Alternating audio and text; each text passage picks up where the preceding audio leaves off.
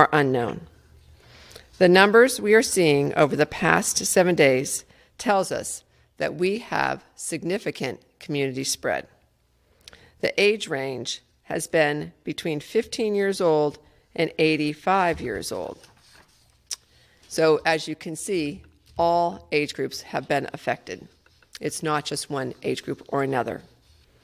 It is so important right now for all of us to work at slowing the spread of COVID-19 here in Erie County. Thanksgiving is just a few weeks away, and we know people are planning how they will celebrate. But Thanksgiving won't look the same this year as it has in the past. During a pandemic, it cannot look the same, because this is also prime season for the spread of COVID-19. Families come together, spend many hours together, eating, laughing, celebrating the holiday, but unfortunately, all of those are risky behaviors. So as you plan for Thanksgiving, we ask that you weigh the risks. Consider where you or your family members might be traveling from, where you work, where they work, who each of you has been interacting with, because one of you might be bringing COVID-19 to the table unknowingly.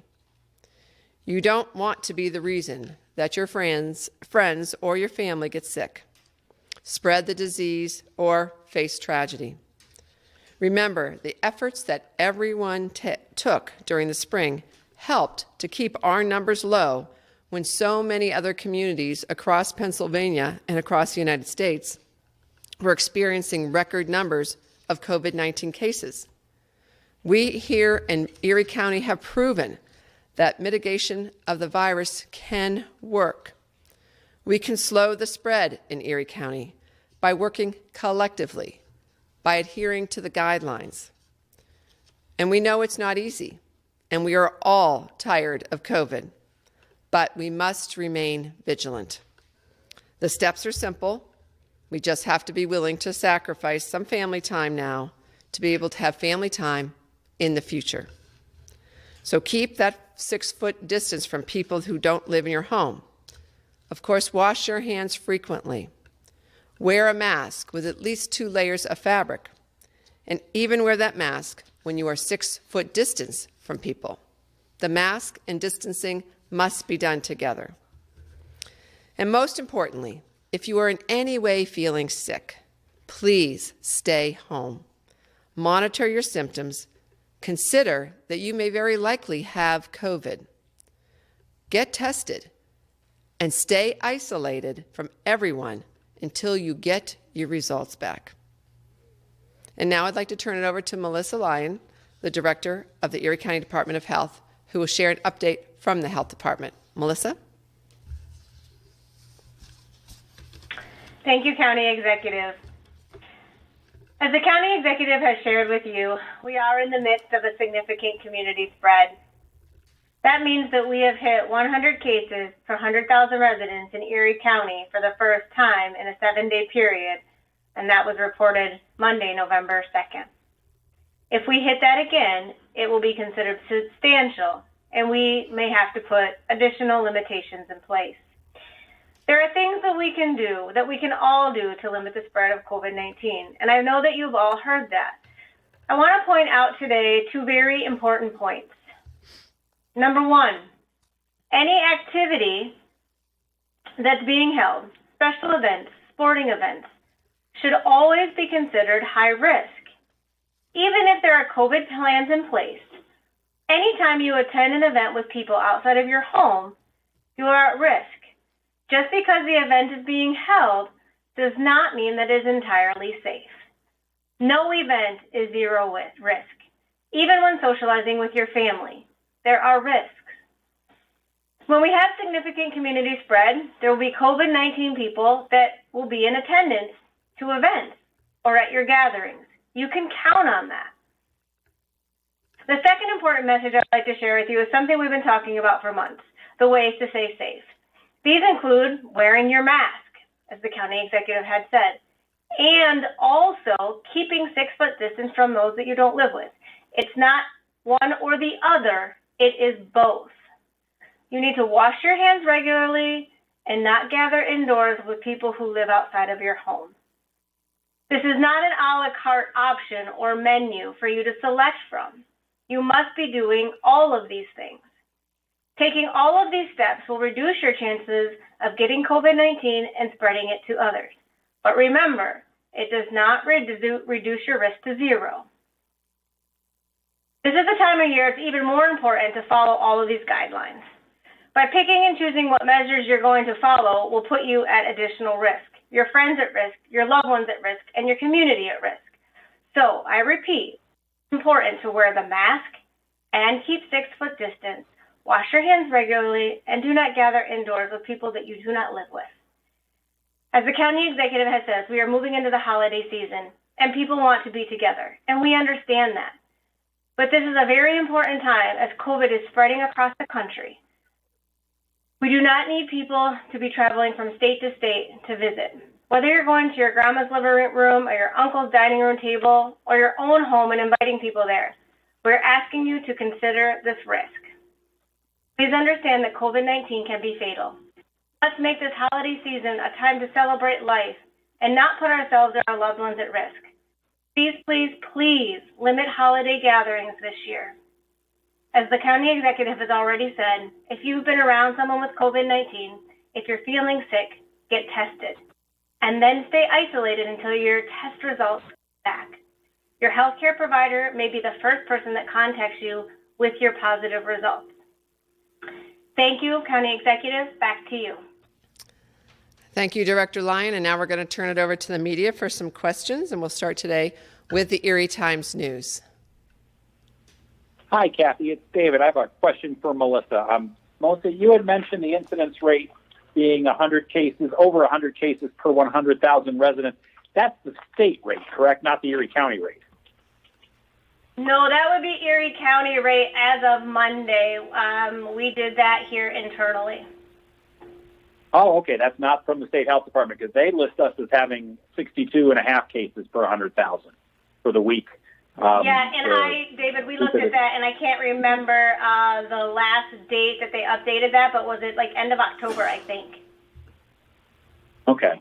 All right. So Erie County is now over 100 cases as of Monday, going back the previous 7 days from Monday? That's correct. And that reporting period won't be consistent moving forward. We just thought it would be important to take a look past 7 days. What does that look like for us, right? Because you can do those 7 days at a rolling 7 days. So that's what we did because we wanted to know with those high numbers what that looks like for us. Okay. So you mentioned then that if we have a second week of those, I would guess, the second 7-day average, that there may have to be significant limitations. What type are we talking about that the county might face? Yeah, so we were on a state call earlier today, and we were encouraged to take a look at doing what we would call like double down on the guidance to really emphasize the importance of mask wearing. So realistically, we could put an order in place that mandates masks for Erie County as well as the state health department. It kind of doubles down and gives a more enforced message, meaning we're not just following the state guidelines, we are mandating it here as well, if that's helpful. I also know that the governor's office has been just looking at some, and I don't know what these things end up being, but that he's referring to them, or his office has been referring to them as targeted mitigation, but we don't know what that could look like yet. Okay. But a mask mandate for the county, if we get another week of it, is definitely on the table.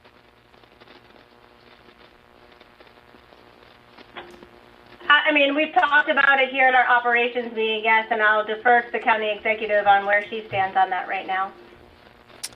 I think we've been talking about everyone needs to wear masks for a long, long time, so it would just be being official about that. But again, everyone should be wearing a mask when they are outside of their home and with anyone else that they don't live with. And now we'll turn it over to Erie News now. Hi, it's Haley. We're just wondering if there's any new cases that came from any of the Trump campaign events, whether it be President Trump or Vice President Pence at the airport or Eric Trump at the Mountain Grove Golf Course over the weekend with maybe a lack of masks. So what we do know is that any kind of a rally like that, anytime that you bring people together and they're not following the guidelines. So maybe people had masks on, many people did not. But we know that there was not distancing going on. People were definitely not 6 feet apart. And so when you have that kind of event happening, the chances of that virus spreading is there.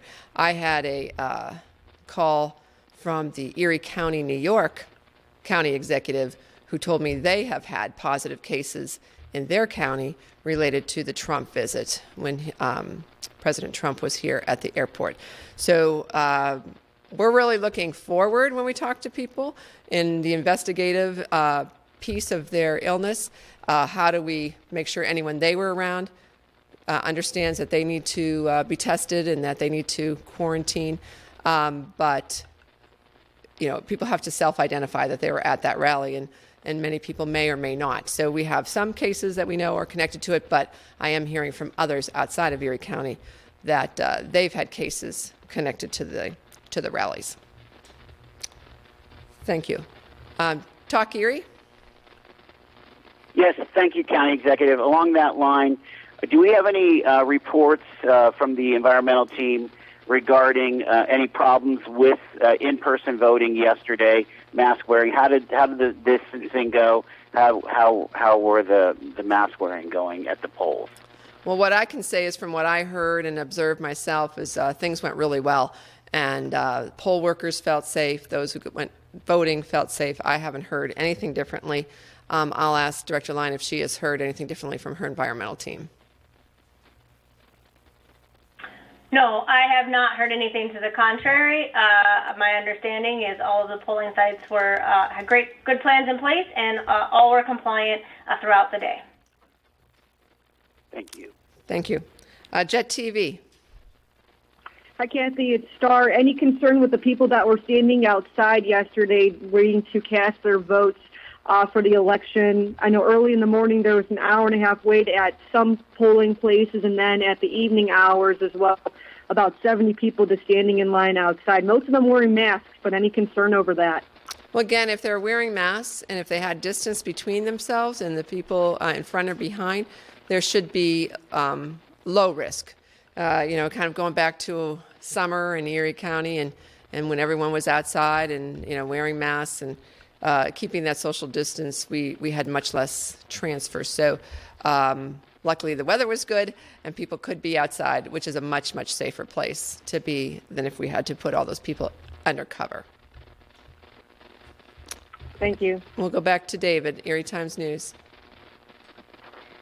Yes, want to talk a little bit about the cluster of cases that Mercyhurst University reported earlier this week. Is there any new information? I guess this is for Melissa. Is there any new information, especially about the involvement of a downtown tavern? The Mercyhurst contact tracers had told me, well, Mercyhurst officials told me that there were, it kind of stemmed from a visit that some of their athletes had down at the downtown tavern. Do you know anything more from the health department's perspective? Have there been other cases traced to that tavern? Is there any new information on that? So, David, I had reached out to the team before the press conference, and there is no additional information from Mercyhurst or regarding the business location or tavern that you're speaking of. Okay. And then on a different tack, with the increase in cases, we've actually seen hospitalizations in the county go down the last 2 days from a high of 29 county residents 2 days ago to 19, according to the State Health Department. Also, there have been very few reported deaths in the last 6 weeks. How encouraged are you about that aspect of things, considering how many cases we're dealing with, and what, you know, do you expect to see more hospitalizations, or is this going to be a main difference in this surge of cases as opposed to the surge we saw in the late spring?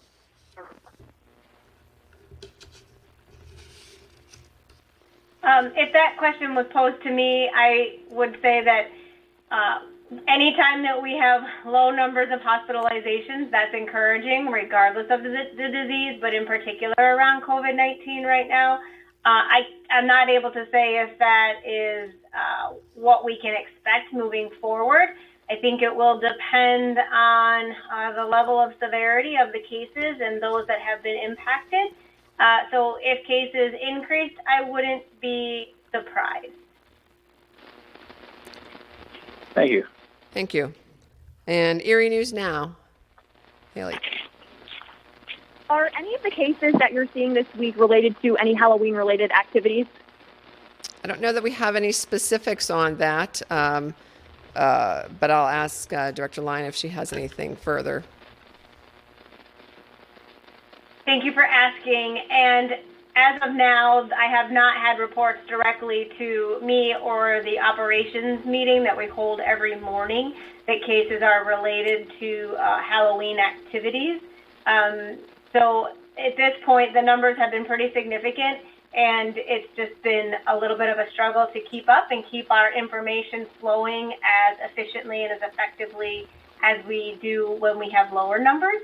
So if that should change, I would be sure to share with you all. Thank you. Thank you. I will say when I was out with my grandchildren trick-or-treating, I was very pleased to see pretty much every adult that I saw and the vast majority of young people, children, were wearing masks. Many people had built those chutes and were giving candy through chutes, or they had put the candy out on a table in front of them and they sat back 6 feet from the table.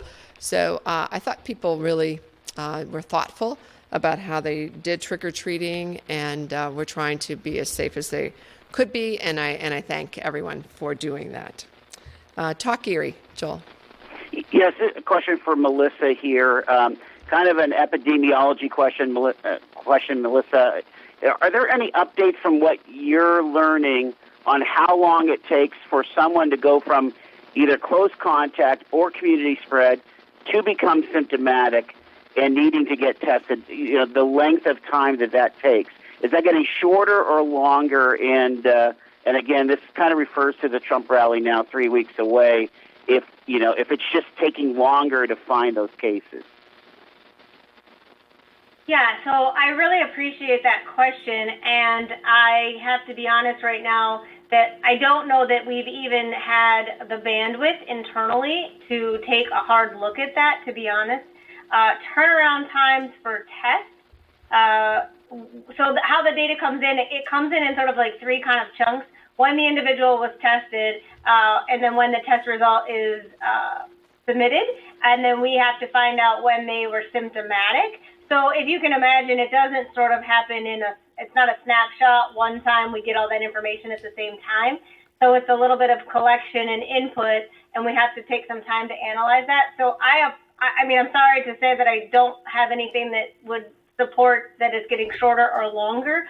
So I'd have to say right now, when people are being contacts and if they've been exposed and had a significant viral intake, for lack of better words, then it's, between 5 to 7 days. But we do know that people can become symptomatic as late as 14 days. So at this point, there's no change in our protocol for what's recommended. Thank you. Thanks so much. Thanks. And Jet TV? Star? Hi, Kathy. Any update on the alleged cases at St. Vincent Hospital? I haven't seen any updates from the hospitals. I will say I know there was a previous question about the hospitals, and even though the number's down to 19 today, it's been in the 20s the last few days. Before that, it was in the teens. Before that, remember, it was in the single digits.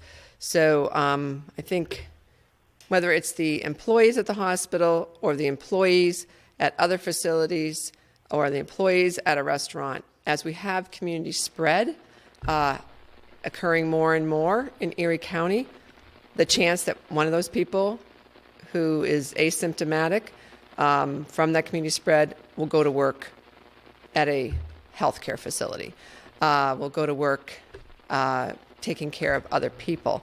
And that's where the community spread really can have a huge effect. So it's really up to all of us to try to mitigate that spread, to protect those people who are going to work in a hospital, protect those people who are going to work in some kind of a care home, so that they don't then go and infect our senior citizens or a person with disabilities or a person who's already in the hospital with some other illness. But the hospitals are doing great work. They continue to do that, and but we don't have any real update on individuals themselves from the hospital. Okay, thank you. And we'll go back to Erie Times News. David, do you have a final question? Yes, Kathy, I want to go back to the comments about a possible mask mandate if the rate doesn't go below 100. If one is issued, first of all, would it come, Kathy, from your office or from the health department? And what would it entail? When would people be required to wear masks? Well, again, there's a lot that would have to be looked into and what this actual mandate would look like. But I believe it would be a joint health department and administration policy that would go out. But I think it would look like what we've been saying it should look like all the time, and that's when you're away from your home and you're around other people. You should always, 100% of the time, be wearing a mask. And again, we've said if everyone would do this for about 3 weeks, we could probably really drive the COVID numbers down to almost, I don't know if it would be zero, but it would be very, very low. So it's not a huge sacrifice to ask people to do this for amount of time to protect everyone. So I don't know exactly what that would look like, David, yet, but it's just something we're beginning to talk about as we see these numbers to the level of what they've been over this past week or so. And I just want to follow up with a quick question for Melissa on contact tracing. We had talked earlier in the week about triaging. There's so many cases that certain people would have contact tracing and not others. Are your contact tracers still able to do contact tracing on everybody, or had you do the triaging with all the cases you've seen in the last 10 days? Thank you. I was hoping you would ask that question, actually. We are still using the prioritization process.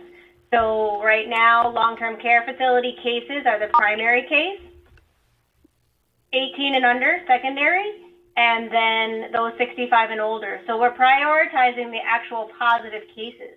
If you don't fall into that prioritization, that's going into a general bucket of positive cases. And to be honest with you, we have a backlog to Halloween. So October 31, we still have cases we hadn't contacted. That's why it's really important that people that get a call from their lab or their healthcare provider that they are positive, that they isolate for those 10 days. It's going to take us additional time to reach them. So what that means is, yes, we're missing contacts because we're not able to contact every single positive in the same timely fashion that we had earlier on in this pandemic. Our resources have come to depletion with the number of cases that we're seeing. So we are bringing on reinforcements. We're having to be incredibly creative to get people certified to access the state health system to do disease investigations. Contact tracing, we're in pretty good shape, but you need to have credentials to access the state system to get the cases. So there's some bottlenecks, and these cases came on fast, and we wouldn't have expected the disease investigation to become so complicated and so rapid that it's been overwhelmed. Now, I can also tell you the same prioritization is happening not just here in Erie County, it's happening across most, if not all, of the Commonwealth of Pennsylvania. So we are in pretty bad shape for being able to contain this disease with the numbers we're looking at on a daily basis. Which brings us back to the messaging is so important, and I know it hasn't changed for anyone, but it's just masking, staying separate, let's not gather, hygiene. I know we're tired of hearing it, but it's the only tools we have. So thanks for asking the question, David, and allowing me to talk in depth about that. Thank you. Thank you. Erie News Now? Yes, you mentioned that a 15-year-old had the virus, and that's not something we're seeing all the time, all the way up to 85 years old. So what are some of the common symptoms and maybe the different symptoms in these different age groups that you're seeing? I'll let Melissa address that.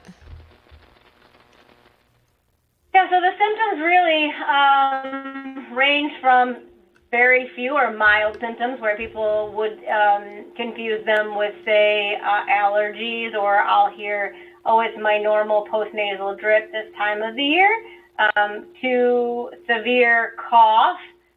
There's malaise or tiredness, headaches, vomiting, diarrhea has been reported, loss of taste and smell, fevers that result in chills or profuse sweating. The list is pretty significant, and it's not all that distinguishable from other things that would cause illness. So influenza has some similarities. Even if you end up having what we might say a common cold, or maybe even eating something that upsets your stomach. There's a lot of things that this could resemble, which is why we've said being hyper vigilant about not feeling well and staying home is so important. So if symptoms begin to happen in COVID-19 infection, they will typically worsen, or they will go for many days, where some of the other less contagious concerns might resolve quickly. So I appreciate the question, but the message here is if you're not feeling well at all, stay home, take a good inventory, and determine what you need to do next. And is that reaching out to your PCP and seeing if it's time for a COVID test? They can advise you appropriately. Thank you. Yeah, and we have a follow-up question to that. You always say that wearing masks is the key, but what about people that are wearing their masks maybe not properly, like just over their mouth and not their nose? What recommendation do you have for that? Yeah, thank you. So not wearing the mask properly pretty much defeats the purpose of wearing the mask. So it's so important that we wear the entire mask to cover the nose and, the mouth, and have a nice tight fit. In the beginning, I think some of our face coverings were designed to just get us wearing them and used to them. But it's been enough months now that we should have been able to find masks that fit well, they're comfortable, they're two-ply. And we have a lot of resources on the website to help people navigate that. And even as we're using our masks, not using them the same mask day after day, needs to be washed. So I think at this point we should be fairly sophisticated, our mask wearing and mask fit. But personally, when I see someone wearing it under their nose, I give them the signal of, can you move your mask up over your nose, because it's defeating the purpose. Thank you. Thank you. Thank you. Talk Erie, Joel. Yes, thank you, County Executive. Just one last question. Considering that we are between moderate and significant community spread, and just there's a lot of activity going on with personal lives, would you advise that some people that are concerned about this do a lot less activity? Should some folks go into a personal red phase, if you will? Certainly, if you are a person who has pre-existing conditions, some kind of an underlying condition that makes you at great risk for some of the worst parts of COVID-19, you definitely need to think about that and how you protect yourself. And that's why I said everyone, I think, needs to look at their risks, and you need to look about who you're actually going to be with. If you're going to be inside for a few hours with people who maybe have recently traveled here or traveled elsewhere, people who go to work every day and maybe are around a lot of other people, children who are in school every day and around a lot of other people, those are the kind of things you really need to assess for yourself. What is your risk level? But I think all of us need to dial back our activity level from where we had kind of gotten, I'd say, more comfortable when our numbers were lower, and we all need to dial that back. I've heard of some events that are being planned around Thanksgiving time, and I've heard people talking about Christmas parties for their work. Honestly, there shouldn't be any Christmas parties for work. There shouldn't be events where we're bringing people together. We just need to do the minimal to still live our lives, but keep everyone safe. Just as a follow-up, would you worry about some of that economic activity being diminished, being detrimental to the recovery?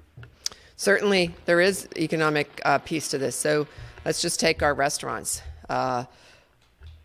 Christmas, the winter holiday season is a big time for them. They have usually many different parties, family parties, work parties, friends gathering, but those are not safe activities. And so that needs to be considered. And I know it's not easy for our businesses So there's a trade-off, right? But it's people's lives that are at stake here. And even if you don't have someone lose their life over COVID-19, we know that there are long-term symptoms that people are having.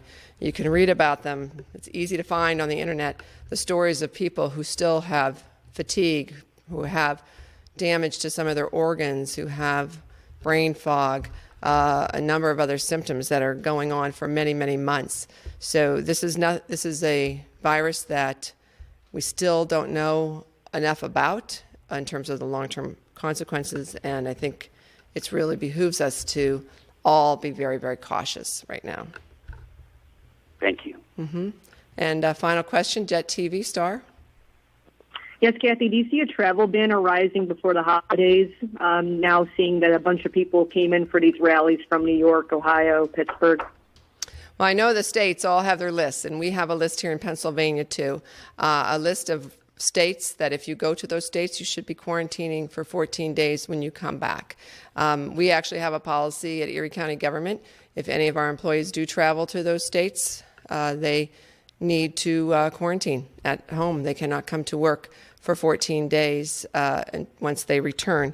And so you can go on our website, you can go on the state's website to find those states. New York State now has Pennsylvania on their list, except for travel that is for the economy. And we have a lot of people who work back and forth. People who live in Erie County go to New York to work and vice versa. So those kind of things obviously are still allowed, but that's what the states are doing. They're putting lists out like that, and we do have one for Pennsylvania. I don't know that there'll be any further travel restrictions besides that put in place. All right, well, thank you all for your great questions, and thank you for the time today.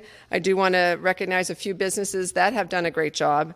First, the Erie Zoo, they did a great job with Zubu this year. And we want to have activities still happening, but we want to do the ones that can be done safely, and Zubu was done. They had a layout that really promoted that social, physical distancing, reminders throughout the zoo, as well as noting high-touch areas. And the zoo's still open till the end of November, so I know the animals would love for you to come visit them, so get out and enjoy a final trip to the Erie Zoo before they close for December. Also, Erie Ale Works has an easy pickup and takeout service, as well as adequately spaced seating inside. Their signage regarding masking and distancing is very prominent. So there are businesses out there. Please support local. Get that takeout if you want to eat at home. If you're going to eat there, just make sure it's a place when you go in you feel comfortable once you get in there, that there's enough spacing for you to be safe. So again, thank you to all of our businesses. And finally, the Hagen History Center is working with several local schools and organizations on a project called Making History in a Pandemic. It's a historic record of the past 11 months through to the end of the pandemic sometime in the future. And the purpose of this project is to document what life has been like for Erie County residents during this pandemic. They're looking for photos, PDF documents, short videos, digital audio files to include in the project. So we encourage you to share your experiences and observations about how you and your family and others have responded to the pandemic. Some examples could be, how has your workplace changed? What has home life been like and how has that changed? What new inventions or conveniences have developed? And how have you celebrated holidays and special occasions? And then, of course, how has education changed for your family and those you love? They're looking for really real-life stories, the good, the bad, the sad, and the joyful. So any photos, videos, audio recordings, and other materials may be sent to COVID-Erie at eriehistory.org. That's COVID-Erie at eriehistory.org. And my final note to you all is just remember that we do have a local chat line for anybody who's feeling anxious, lonely, depressed, just worried. Feel free to call 273-7007. That's 273-7007, Monday through Friday, 8:30 a.m. to 8 p.m., and someone will be there to talk to you and help you through this really very difficult time. So, of course, in the meantime, I ask everyone to please Keep your social distance, wear your mask always, stay safe, stay calm. Thank you.